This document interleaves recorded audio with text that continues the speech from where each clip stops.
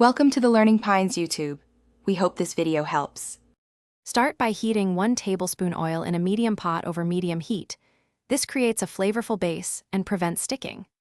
Add 1 small onion, sliced, and 1 clove garlic, minced, and sauté for about 2 minutes until translucent and fragrant. Pour in 2 cups water and add 1 Maggi noodle cake plus its seasoning packet. Stir to dissolve the seasoning evenly so the broth is balanced before adding vegetables or proteins.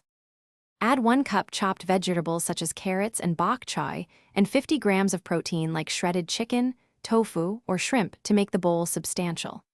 Bring the pot to a gentle simmer, then cook uncovered for 3 to 4 minutes so vegetables soften and the protein heats through while the noodles begin to loosen.